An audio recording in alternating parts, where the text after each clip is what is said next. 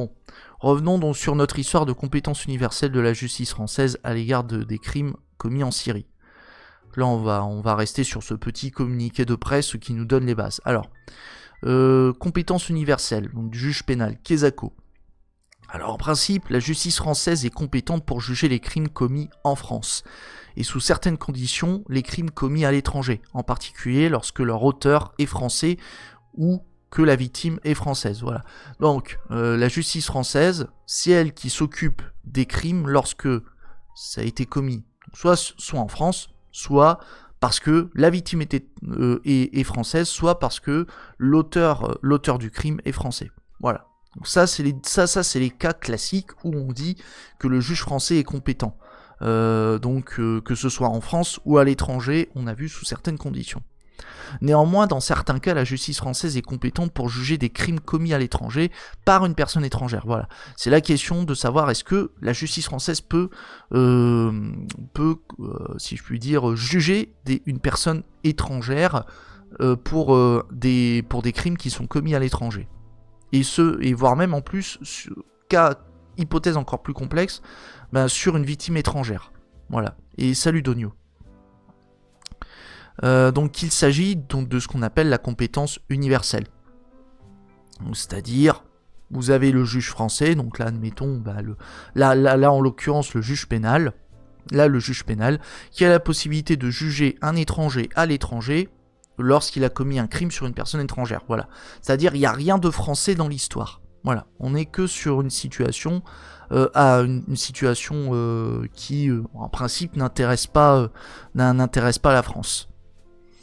Mais on va voir que il y a quand même quelques cas où c'est possible que que la justice française s'intéresse à ce type de cas de figure.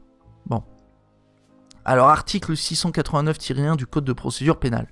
En application des conventions internationales, toute personne qui se trouve en France peut être poursuivie et jugée par les juridictions françaises lorsqu'elle est coupable hors du territoire donc de la République de l'une des infractions énumérées dans les articles suivants.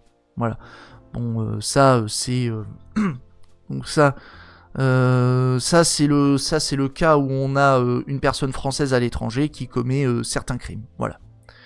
Ensuite, donc article 689-2 du Code de procédure pénale, donc en application de la Convention de New York de 1984 contre la torture, toute personne coupable de torture peut être poursuivie et jugée par les juridictions françaises. Voilà. Et là, il n'y a pas de condition de nationalité, ni même liée au territoire. Voilà. Article 689-11 du Code de procédure pénale. Donc si elle réside habituellement sur le territoire de la République, donc toute personne peut être poursuivie et jugée par les juridictions françaises lorsqu'elle est soupçonnée d'avoir commis à l'étranger l'une des infractions suivantes. Le crime de génocide, donc défini dans le code pénal, les autres crimes contre l'humanité, donc définis dans le code pénal, si les faits sont punis par la législation de l'État où ils ont été commis, ou si cet État ou l'État dont la personne est soupçonnée a la nationalité est partie à la Convention de Rome de 1998. Bon, si je dis pas de bêtises, je crois la Convention de Rome de 1998, c'est le texte qui régit la justice, comment on appelle ça ? Le droit pénal international. Je crois que c'est le texte qui crée la Cour pénale internationale. Si je dis pas de bêtises, voilà, statut de Rome, voilà, de la Cour pénale internationale, voilà. Donc voilà, donc là, ça c'est donc deuxième cas de figure où on peut sanctionner une personne pénalement pour avoir commis, on va dire donc si la personne commet ce type d'infraction, donc certains crimes contre l'humanité. À l'étranger, elle peut être poursuivie par les juridictions françaises et même être jugée. Voilà. Bon, après, il faut qu'elle réside habituellement sur le territoire français. Après, il y a aussi un autre cas de figure, c'est les crimes et délits de guerre, définis dans le code pénal, si les faits sont punis par, donc là toujours les mêmes conditions, punis par la législation de l'État où ils ont été commis, ou si cet État ou l'État dont la personne soupçonnée à la nationalité est partie à la Convention de Rome. Après ouais, la condition qui peut être gênante, c'est il faut que admettons, je vais dire n'importe quoi, si on a une personne qui est américaine, et qui commet, admettons, un crime, donc là, un crime contre l'humanité ou crimes et délits de guerre, et malheureusement, on se rend compte, il me semble que les États-Unis, je crois, ils n'ont pas ratifié la convention, de Rome. Je pense que, je pense pas qu'un Américain puisse être jugé sur le fondement de l'article 689-11 du Code de procédure pénale. Je pense que c'est pas possible. Parce qu'il y aura parce que encore une fois, il faut que, comment on appelle ça ? Il faut que la personne ait la nationalité d'un État qui soit partie à la Convention de Rome. Et du coup, si l'État, je pense que si l'État n'a pas signé ou ratifié la Convention de Rome, je pense qu'on rentre pas dans les clous. Voilà. Alors, j'essaie de vous lire un petit peu, les camarades. Alors, un jour, on aura le train moins cher que d'autres modes de transport motorisés et transport public gratuit à l'usage et prépayé par impôts locaux. Écoute, espérons. Ça fait écho par rapport à ce qu'on disait sur les milliardaires.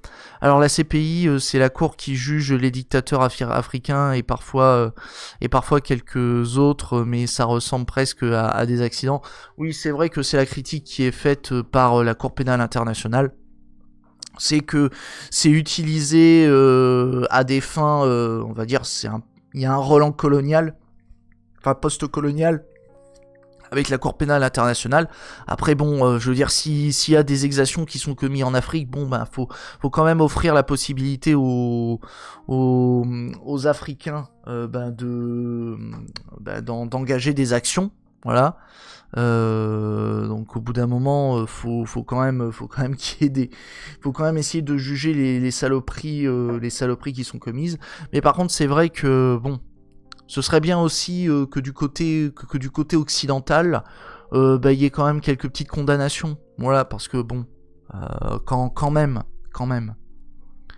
En même temps, les États-Unis qui commettent un crime de guerre, c'est un jeudi pour eux, non ? Oui, c'est un peu ça l'idée. C'était l'instant complotiste. C'est complotiste non, puisque je veux dire les États-Unis ont le cul sale quand même dans certaines affaires. Alors, je les ai plus en tête, mais je crois il y avait le scandale où il y avait des, alors je sais plus si c'était je sais plus si c'était des personnes de confession musulmane ou même des personnes qui étaient soupçonnées de terrorisme, et on avait vu une photo, des personnes qui étaient détenues et qui avaient été prises en photo, et les Américains ils s'étaient posés dessus en mode prendre la pose, etc. C'était assez immonde, quoi. Mais c'est pour apporter la démocratie, oui, voilà, avec les bombes et le napalm, voilà, oui. Rien que Guantanamo, oui, voilà, ouais, Guantanamo, bref, c'est... ah là là. Puis je crois aussi, j'avais vu la vidéo de Feldup qui faisait état, justement... il y avait une vidéo sur comment on appelle ça, des œuvres qui avaient été peintes qui avaient été réalisées par des détenus, et tu voyais toute la dimension graphique de l'horreur, des tortures qu'avaient pu subir certains détenus, et notamment des détenus dans une prison états-unienne, où t'avais la personne qui était contrainte de rester debout, enfermée dans une boîte, etc. C'est assez terrible. Ah la démocratie, quand t'es pas préparé à ça, ça te pète à la gueule. Ah ouais, bon. Alors, là on a vu le cadre juridique sur la compétence universelle. Alors, là on va rentrer un petit peu dans l'histoire de tout ce fatouin. Alors, les faits et la procédure.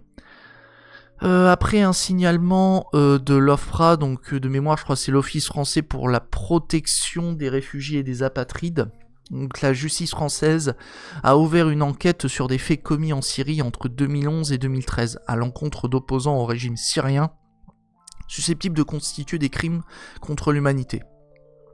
Un ressortissant syrien mis en examen pour complicité de crimes contre l'humanité a contesté la compétence de la justice française. Il a demandé l'annulation de la procédure. Il a notamment fait valoir que les crimes contre l'humanité ne sont pas incriminés en Syrie, état dans lequel ils auraient été commis. Ouais, donc en fait, la carte qu'a essayé de jouer le ressortissant syrien, c'était de dire, vous voyez cet article 689-11 du Code de procédure pénale, il m'est pas applicable. Voilà. Parce que selon lui, les faits n'étaient pas punis dans son état.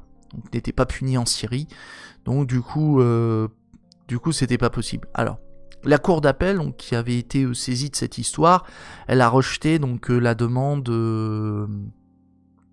Alors attends, donc je crois que c'était donc c'est la demande du ressortissant syrien, j'imagine, qui contestait la compétence. Donc le ressortissant syrien donc a formé un pourvoi donc contre la décision de la cour d'appel, qui conteste la décision de la cour d'appel, et la chambre criminelle de la cour de cassation a considéré que la justice française n'était pas compétente, et elle a cassé la décision de la cour d'appel. La Fédération internationale des ligues des droits de l'homme, partie civile qui n'avait pas eu connaissance du pourvoi, a fait opposition à la décision de la chambre criminelle. Ah, donc la bataille n'était pas terminée, enfin c'était pas terminé. Donc ça, c'était la première affaire. Affaire numéro 2. Donc on a plusieurs personnes et associations qui ont déposé une plainte auprès de la justice française, donc des faits qui auraient été commis par un groupe islamiste en Syrie entre 2012 et 2018. Donc susceptibles de constituer des crimes contre l'humanité, des actes de torture et des crimes de guerre. La joyeuseté. Alors, un ressortissant syrien a été interpellé en France, où il était arrivé moins de 3 mois auparavant en qualité d'étudiant. Mis en examen pour des actes de torture et crimes de guerre, il a contesté la compétence de la justice française et a demandé l'annulation de la procédure.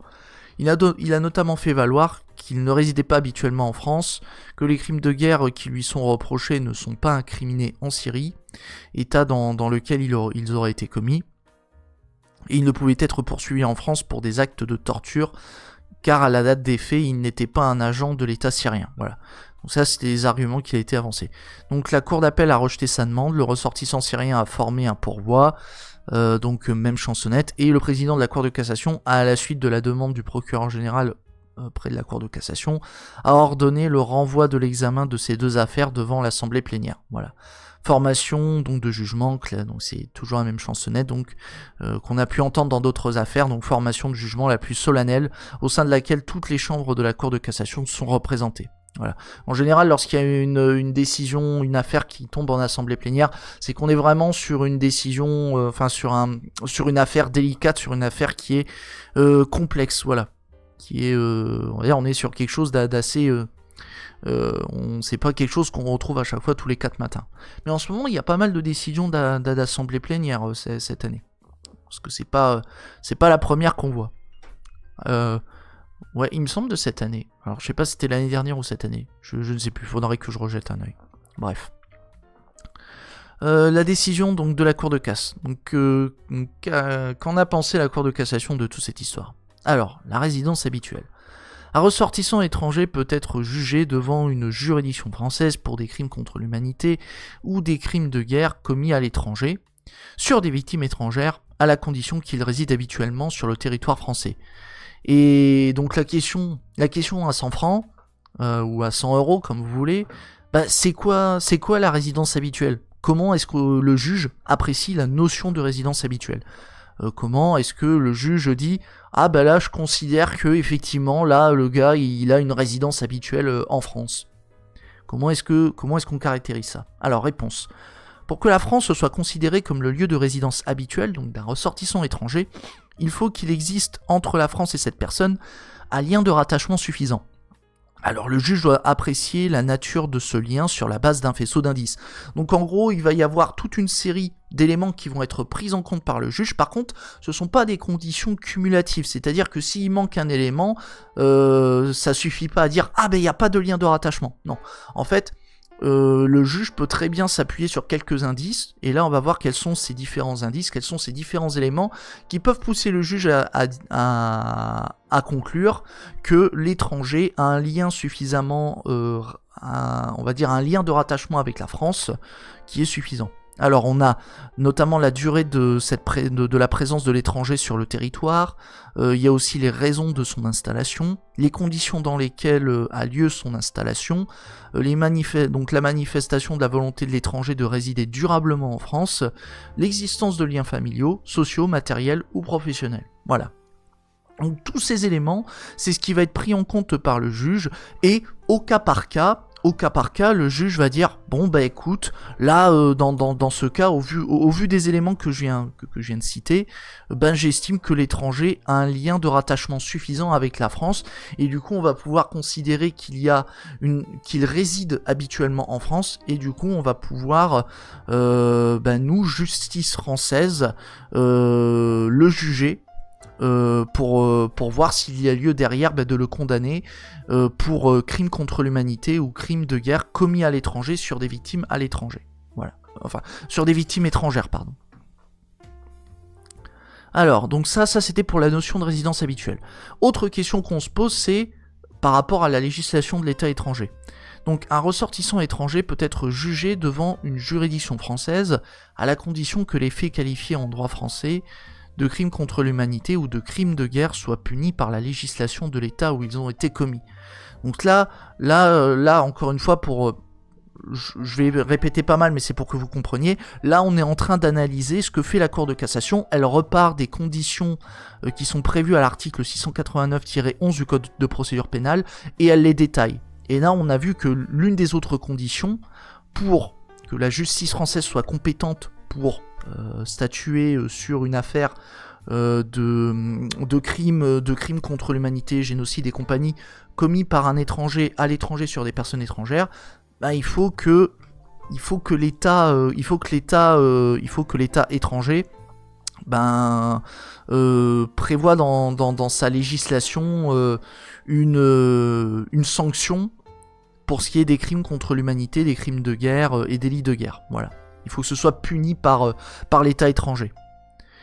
Et là, la question qui était posée à la Cour de cassation à ce sujet, c'est de quelle façon le critère de double incrimination doit être rempli. Alors là, j'ai un peu du mal à... double incrimination, c'est à mon avis... en fait, comment est-ce qu'on considère que l'État punit que l'État étranger punit les crimes contre l'humanité, les crimes ou délits de guerre. Voilà. Alors, pour qu'il y ait double incrimination, il n'est pas nécessaire que les faits relevant en France des infractions de crimes contre l'humanité ou de crimes de guerre soient qualifiés de manière authentique par les lois du pays étranger. Donc là, ce que nous dit la Cour de cassation, il ne faut pas qu'on ait, si je puis dire, un calque. En gros, le droit pénal applicable en matière de crimes contre l'humanité ou crimes délits de guerre, il ne faut pas que ce droit pénal soit le même à l'étranger qu'en France, pour qu'on parte du principe que l'État étranger sanctionne les crimes de guerre et délits de guerre ou les crimes contre l'humanité. Là, ce que va dire la Cour de cassation, c'est qu'il suffit que la législation de l'État étranger punisse ces actes comme infraction de droit commun tels que le meurtre, le viol ou la torture. Voilà. Il n'y a pas besoin en fait qu'il y ait un régime spécifique de sanctions pour les crimes contre l'humanité ou les crimes de guerre.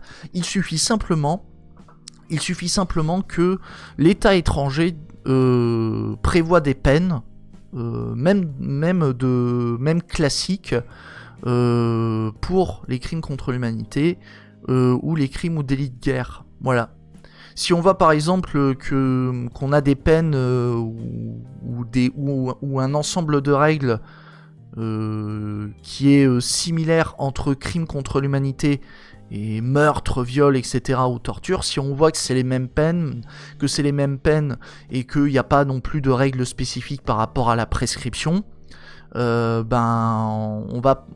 Cour de cassation va considérer que ces éléments, ça suffit à partir du principe, que l'État étranger sanctionne les crimes contre l'humanité, crimes et délits de guerre. Voilà. Et si cette condition est remplie, ça va permettre, c'est un élément de plus qui va permettre à la justice française de dire on va pouvoir juger l'étranger qui a commis un crime contre l'humanité à l'étranger sur une personne étrangère. Voilà. Bon. Donc là, je vais faire une pause pour voir, est-ce que vous avez des questions à ce stade? Je suis désolé, là je suis parti sur un tunnel, parce que là j'étais parti sur la deuxième condition. Alors, n'hésitez pas si vous avez quelques questions.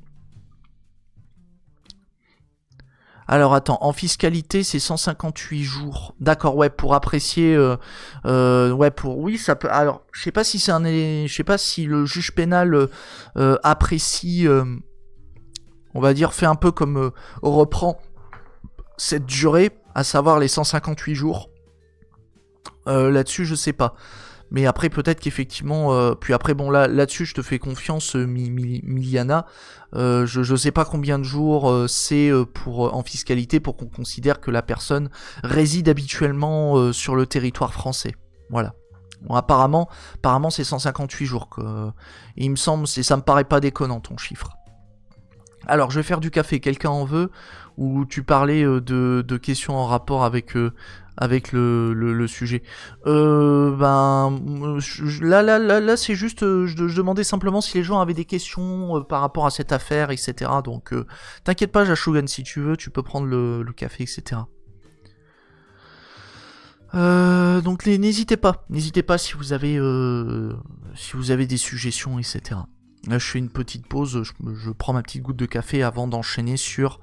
je crois que c'est la dernière condition. La dernière condition pour caractériser la compétence de la justice française sur une affaire où il y aurait eu crime contre l'humanité, délit, crime de guerre ou génocide commis par une personne étrangère sur des victimes étrangères. Voilà.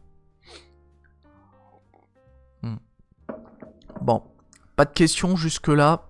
Bon, surtout n'hésitez pas. Enfin, du moins, je verrai si je peux répondre dans la mesure du possible. Alors, donc la fonction de l'auteur de torture au sein de l'État étranger. Ah.